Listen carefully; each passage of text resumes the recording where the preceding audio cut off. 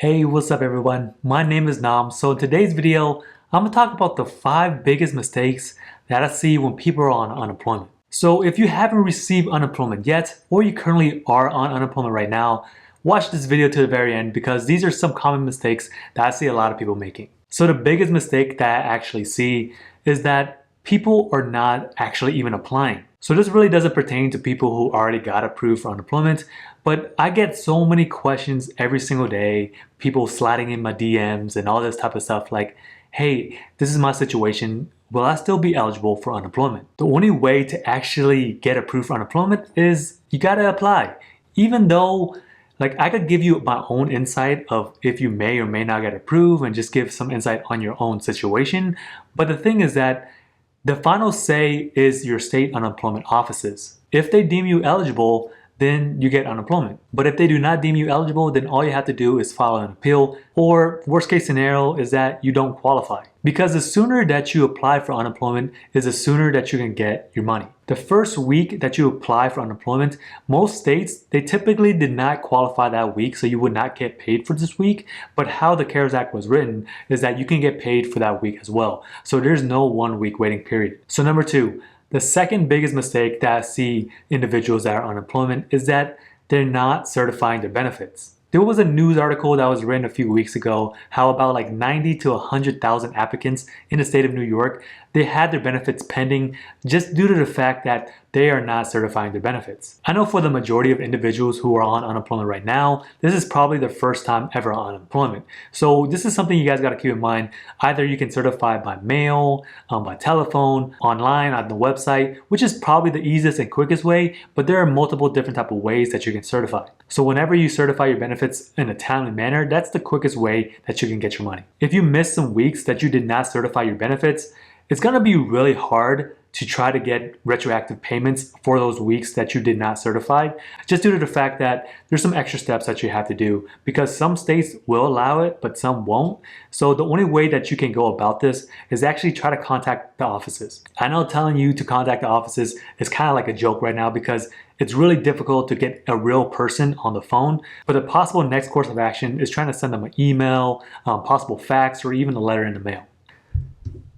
All right, so I got to reiterate this a little bit more. So make sure you guys certify your benefits on a timely manner. So the third biggest mistake that I see a lot of individuals do is that once they return back to work, they continue to certify the works saying that they have not returned back to work just due to the fact that they have not received their first paycheck. Just because you have not received your first paycheck does not mean that you're not getting paid. So when you return back to work, you are making money even though you're not getting the payout instantaneously. You're gonna get it by the end of the week or the following week. Because if you continue to certify your benefits saying that you have not returned to work just due to the fact that you have not received any money, this can count towards a fraudulent payment. So the weeks that you do get paid for unemployment, there's a high probability that you will have to pay that money back. So the best thing that you can actually do is that once you return back to work, it doesn't matter if it's the same employer or a new employer, once you physically start working, just certify that you are working, how many days you're working, and how much you get paid, just so the unemployment offices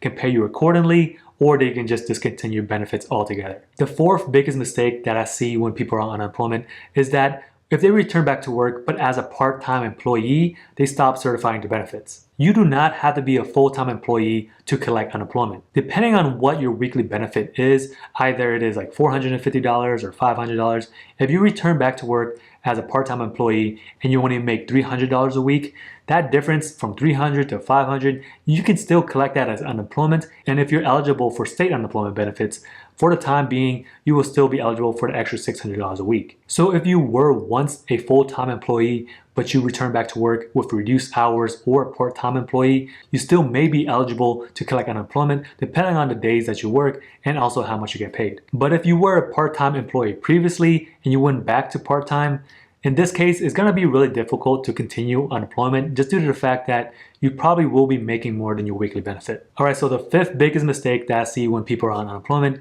is handling taxes. So what I mean by handling taxes is that depending on the state that you live in, you will be given an option to withhold taxes. Like here in California, you're gonna get taxes automatically withheld from your weekly benefit. So for example, my wife is eligible for the PUA program and her weekly benefit is $167 a week. So on a bi-weekly basis, they take out $34 for federal taxes. So depending on how your state does unemployment taxes, they may only take taxes from your weekly state benefits. As for the $600 a week, they may not take taxes from that. So just keep an eye out on your benefits to see if they remove taxes from the extra $600. But let's just say that you live in a state where they don't take taxes out of that extra $600. So if this is the case, your best bet is to save anywhere from like 10 to maybe 20% from that $600 just when tax times come around. Because unfortunately, the $600 a week is taxable. It's kind of stupid to think about how the government is giving you this money, but they're still going to tax you on the money that they're giving you. But that's the way it is right now. So when next year rolls around in 2021, when you file your 2020 taxes,